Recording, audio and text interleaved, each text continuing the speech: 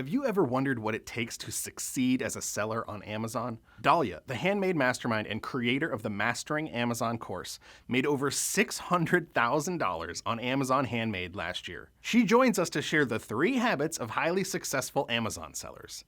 Stick around.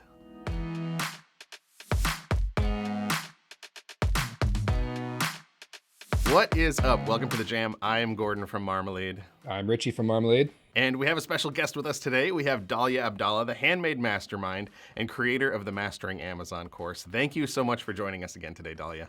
I'm glad to be back. Thanks for having me. Yeah, absolutely. And we've got a fun topic to talk about today. We're going to be talking about 3 habits of highly successful sellers on Amazon. I think this is going to be a good one.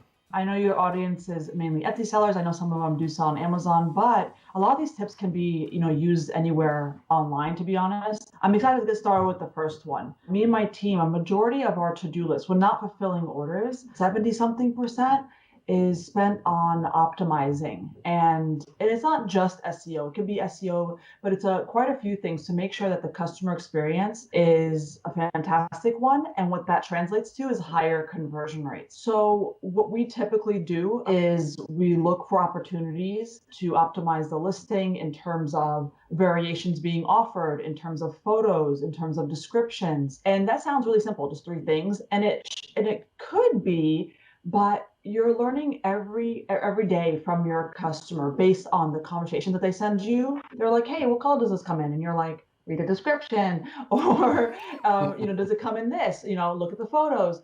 But I start to understand how people shop. When you're shopping online, it's not like exactly having somebody in person telling you, hey, this is what's available. This is what's, you don't get somebody to back and forth. So not everything gets seen. Some things get missed. Not everybody has the same shopping behavior. So it's important to learn from customer messages. And it's simple as, what do people keep asking you? For example, my Etsy photos now on the bottom have the ink and envelope color. My website have it in a certain place as well. We did that. And there's quite a few other examples of what you receive as messages. And I really encourage your listeners to think, what messages do they get? And where there's one, there's many. So just because you got a few people asking for ink and envelope colors, you can't say to yourself, oh, that's not a lot of people. There's some people that probably do. And because we're not selling stuff that people need, nobody really needs stationery, they just kind of move on, or they're like, oh, I'll get back to it, And so that's not good, right? We want them to stay and purchase. A couple other ways we optimize is through reviews, not just your own, your competitors too. So for example, you might have to look through and say, what are they frustrated with? You could see what they're really happy with, especially from your competitors. So you could optimize it on your listings or your experience or your packaging or whatever it may be. But you're getting data from customers. You're literally getting the information directly from them. I think the biggest issue I see with sellers is they take that feedback and they brush it off as if they're right and the customer's wrong. And it's not about a right or wrong here. It's about, online is not a perfect world in terms of shopping. Everybody's behavior is different. And the key is to keep learning from them and adjusting these listings to make a much better shopping experience from them. And I have plenty of examples. I'm sure your listeners can think of examples as well. Yeah, absolutely. It doesn't mean you have to agree with every one of them either, right? We can agree that if they're talking about it, that's something that's important to them. But from your brand, if there was a handful of customers that wanted you to do something that was off brand for you that you didn't want to do, you could agree that I understand that you want that. Yes. But from my brand perspective, we're not going to do that. And the stuff you're talking about is great. As early adopters, right? Like, we've been buying online for a long time, but we have to remember that everyone hasn't been at that same pace. There are believe it or not, there's a lot of people that still aren't doing a lot of buying online. So it's not as intuitive to them. Like, oh, did you look in the description? What do you mean the description?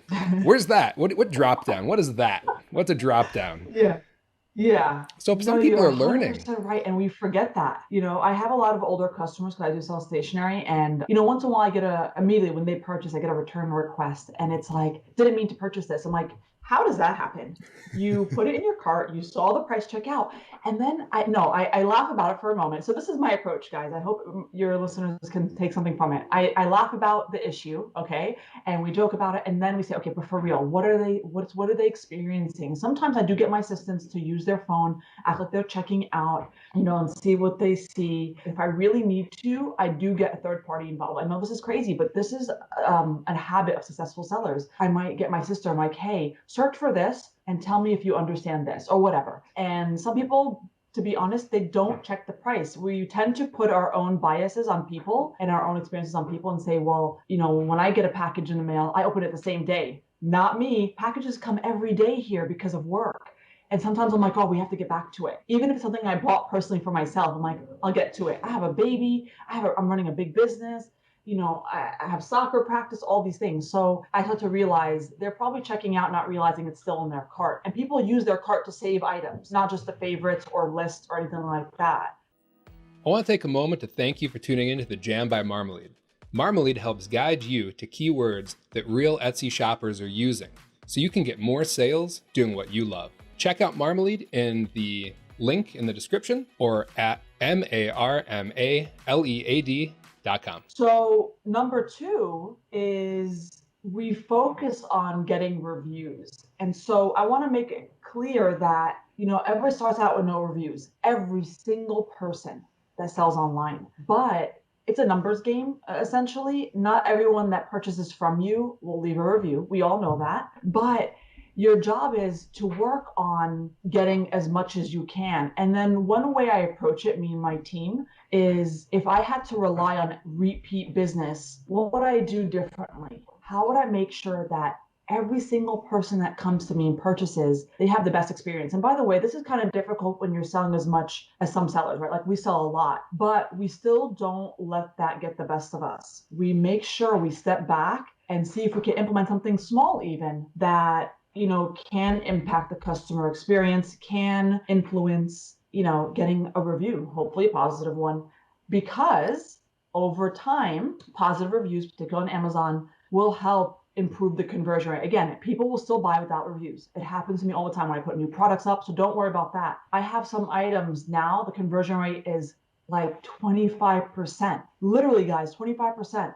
On 2 of my best sellers. That's insane because of how many reviews I built up on it, because we took it so seriously. So number 3, we look at our numbers. And so on Amazon, it's called business reports, stats, analytics, whatever you want to call it. And it could be numbers from your regular organic traffic, or it could be ads if you're running ads. Regardless, you should know your numbers. You should understand what's converting, what's not, what needs improvement, what's not. And that can be overwhelming for a lot of sellers. And I completely understand. I would start out easily by, you should know what the business report section is on Amazon. What you're looking for, the easiest thing people could do is what has a high number of views? And you could sort by highest to lowest. You could say what has a really high number of views, but not a high conversion rate. And here's why. You could go to those listings and say, you have big opportunity listing, because all people have eyes on you, but you're not giving me as much money. So, I already have half the battle won. People are already on you. People already see you. You're already in, visible in search. So how do I optimize you to get more of those sales? And you could track it. You'll say if you check the last 30 days and your conversion rate was 3%, after you made some changes, look for the next 30 days and see if it's improved. That's what I typically do. And the same thing applies with ads. Ads is a little bit more complicated, but the simplest you could do is look at your organic traffic and analyze those numbers. Yeah, I love that one. Numbers is a hugely important thing, I think. And if you're not looking at your numbers, first of all, you won't know what to be optimizing and what to be spending your time on. You're also not keeping track of what's working. If you did do optimizations to things, are those new changes working? Are the new photos better? Are the new keywords giving you views and visits to your listings at that point? Yeah, exactly. And I just document it like in my calendar. If I have to follow up in 30 days, I check. You don't have to write all the numbers down, meaning you could easily go back to your reports and check the previous 30 days as long as you're writing down those dates. Do you ever find that you're watching the numbers, but they're not like you get to a point where it's just they're optimized up to your top conversion rate? Like let's say you're converting at 20% and that's just what your shop is doing. You've done that for all your listings and it's not really moving. Like, do you ever get to that point you're just kind of watching the numbers to make sure they don't go down? If something's converting around the 10 to 20% range, I typically don't spend time on it. Okay. I spend time on the ones that are lower. We could argue that I could probably make it a little bit higher, but my time is best spent on items that have a high number of views that are not converting as much. Sometimes when I do optimize things, it's not per listing. I sell stationery, right? So let's say if I didn't have a color chart, right? Of course I do. But if I didn't, and I was like, I'm gonna add a color chart, that seems like it would help conversion rate. I would add it across the board to my listings. But I don't particularly look for dropping. There are months that do better than others. It could drive you crazy to compare. I do know the highs and lows. I do keep a side eye on those, but because I'm always in it every single day and my team will tell me, I might take a look and see if something that I should be concerned about. I might keep a side eye on it, but otherwise I don't super focus on that. I focus on how do I continue to improve the experience. So for people who open up their Amazon business report or their Etsy stats and their head just kind of starts spinning and they freeze up and don't know what to do, how would you not only recommend that they get over that wall or that mental barrier that they might have, but make that into a habit and keep coming back to do that repeatedly since it's important? For me, my team, it's about prioritizing, and we understand the importance of sales, right? The biggest thing here is sales and customer experience. The biggest thing. When you start to have that mindset, it might be easier for most people just to schedule in their phone. You decided to remind you every 30 days, every last Friday of the month, whatever it is. I think sometimes that will be helpful. I think it's just bite-sized chunks, such as check it every 30 days, but just check the top 3 highest viewed items and see if you could improve. What could you do to improve their conversion rate? Breaking it down helps it to become more manageable. Sometimes we don't know where to start. And just by saying, check the top 3 highest viewed items and see one thing you could do to improve them. That's the only thing I would say. And of course, if they're really overwhelmed, get my course. I mean, that section of the course, particularly the business report section and the ad section, they are broken down to manageable videos because I teach the way I learn. I have ADHD, and so I need things broken down into bite-sized chunks so I know how to begin a project and end one. A lot of my students absolutely love that I break it down in that fashion, so it's easy for them to digest and apply.